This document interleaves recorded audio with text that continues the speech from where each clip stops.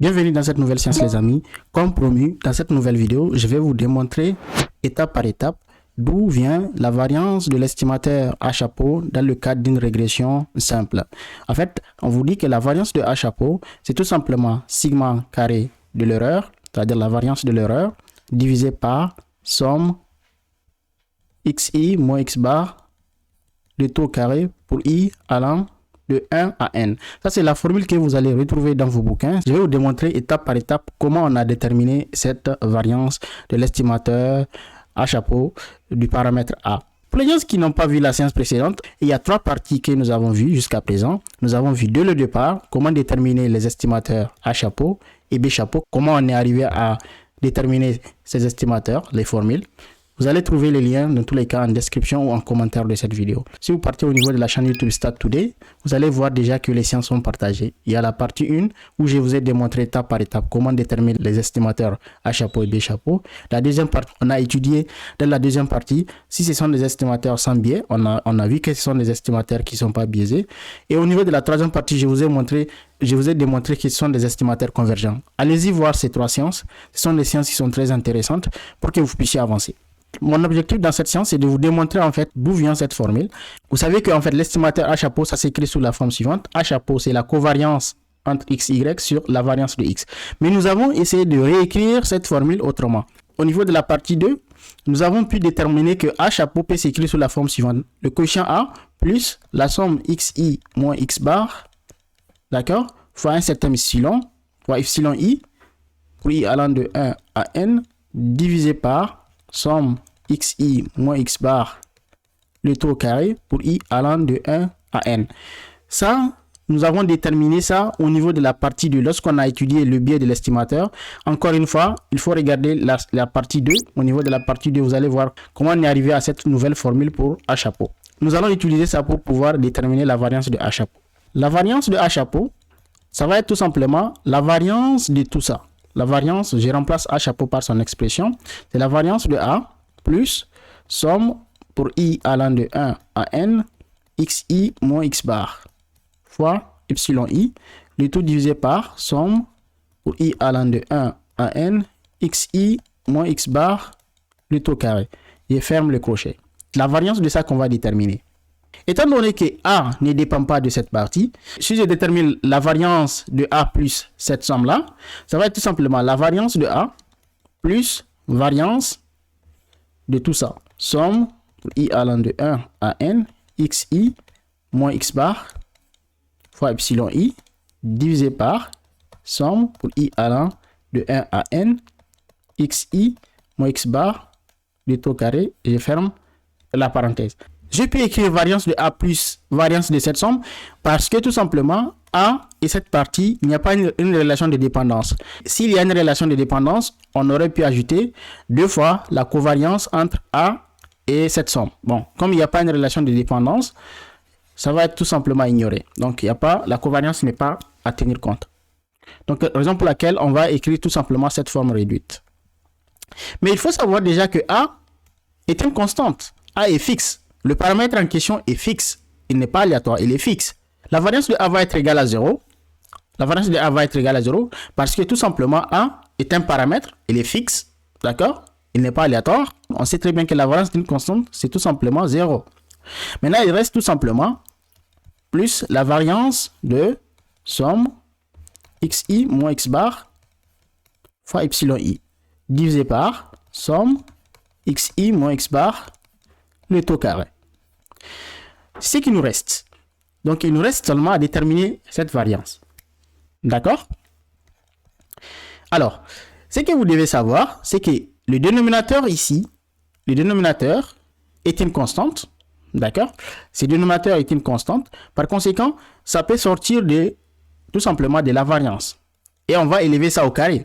Rappelez-vous bien, lorsque vous calculez la variance de k fois une variable aléatoire, où k est une constante, ça va être tout simplement k au carré fois la variance de x. D'accord? Ça, c'est une propriété qu'on connaît. Je vais appliquer ça au niveau du dénominateur, parce que là, en fait, mon k ici, c'est 1 sur cette somme-là. Somme xi moins x bar, le taux au carré. D'accord? Comme c'est une constante, je vais élever ça au carré et je vais faire sortir ça de la variance. Ça va faire tout simplement 1 sur somme xi moins x bar, le tout au carré. N'oubliez pas, je vais élever au carré lorsque je sors ça de la variance. Donc, ça va être élevé au carré, multiplié par la variance du numérateur. Numérateur, c'est somme pour i allant de 1 à n, xi moins x bar, multiplié par epsilon i, et je ferme la parenthèse. Gardez la variance au niveau du numérateur seulement, c'est parce que j'ai une variable qui est aléatoire ici, epsilon i. D'accord? Ça va être égal, tout simplement, 1 sur somme xi moins x bar, le tout au carré, élevé au carré, d'accord, multiplié par, au niveau du numérateur, la variance va rentrer à l'intérieur de la somme parce que nous avons indépendance entre les xi moins x bar fois epsilon i. Nous allons faire entrer maintenant la variance à l'intérieur de la somme, d'accord, ceci parce que nous avons une indépendance entre xi moins x bar fois epsilon i. Donc, on a une relation d'indépendance déjà entre les différentes variables qui sont à l'intérieur de cette somme. Donc, étant donné qu'on a cette indépendance, donc la variance de la somme va être égale à tout simplement la somme des variances. Donc, ça va être tout simplement variance de tout ce qui est à l'intérieur de la somme. Donc, ça va être variance de xi moins x bar soit epsilon i. Et je ferme le crochet de la variance. D'accord? Ça va être égal à tout simplement 1 sur somme xi moins x bar, le tout au carré. Je ferme ça, c'est élevé au carré. Donc, c'est toute cette somme qui est élevée au carré, multiplié par. Il faut savoir que à l'intérieur de la variance, on a xi moins x bar. Xi moins x bar est une constante. On peut faire sortir ça de la variance. Et on va élever ça au carré. On va appliquer le même principe que je vous ai appris à ce niveau. Si nous appliquons ce principe, donc on va trouver tout simplement que ça, c'est tout simplement somme pour i allant de 1 à n. Xi moins x bar va sortir de la variance. Xi moins x bar. Mais il faut élever ça au carré. D'accord? Multiplié par la variance de epsilon i. Epsilon est une variable aléatoire, raison pour laquelle la variance part au niveau de epsilon i. On sait que la variance de epsilon i par hypothèse est égale à une constante sigma carré. D'accord? Et on sait très bien que la variance de epsilon i, est égale à tout simplement une constante sigma carré. D'accord? Pour tout i. Ça, c'est par hypothèse. C'est l'hypothèse de l'homoscédasticité. On vous a dit que la variance de epsilon i égale à une constante, et ceci pour n'importe quel individu. D'accord? Donc, pour tout i allant de 1 à n. Donc, cette variance, elle est constante. C'est-à-dire que la variance de epsilon 1 est égale à la variance de epsilon 2, ainsi de suite. C'est égal à la variance de epsilon n, c'est égal à sigma carré, c'est égal à sigma carré. C'est une constante.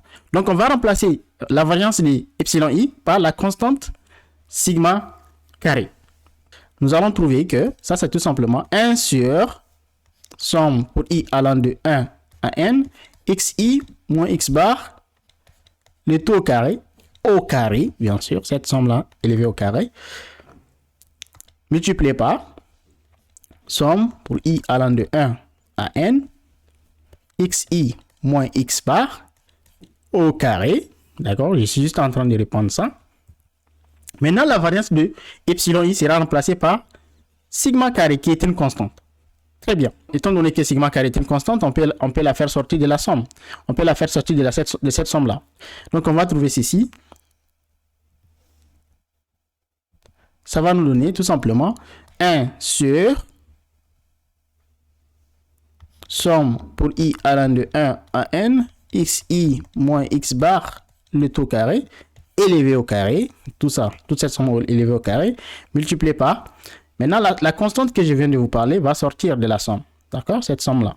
Donc, on va avoir sigma carré, multiplié par somme pour i allant de 1 à n, xi moins x bar, le tout carré.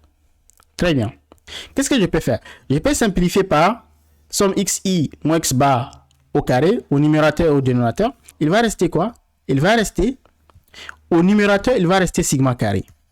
Et au dénominateur, qu'est-ce qui va rester? Il va rester regarde bien, cette somme-là est élevée au carré. Donc, quand on simplifie par somme xi moins x bar au carré, il va rester une autre somme, xi. Il va rester la somme xi moins x bar au carré, tout simplement. Parce qu'on a simplifié au numérateur et au dénominateur par cette même somme.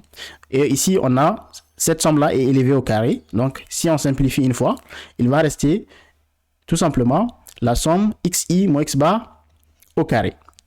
Voilà, donc ça c'est la variance de A chapeau. On vient de démontrer que c'est exactement égal à sigma carré divisé par somme pour i allant de 1 à n de xi moins x bar le tout carré. Et voilà les amis, c'est tout pour cette séance. Dans la séance qui va venir, je vais vous démontrer d'où vient la variance de l'estimateur B chapeau. D'accord? On a fait pour A chapeau. La séance prochaine, je vais vous démontrer étape par étape comment on a déterminé cette formule. Ça va être l'objet de la séance prochaine. N'oubliez pas de vous abonner sur la chaîne Stat Today, la chaîne YouTube. Je partage régulièrement les vidéos là-bas. Vous allez activer la cloche de notification en même temps. Si vous ne faites pas ça, vous ne serez pas informé. Donc, activez la cloche de notification. Chaque fois que je publie une nouvelle vidéo, vous serez informé.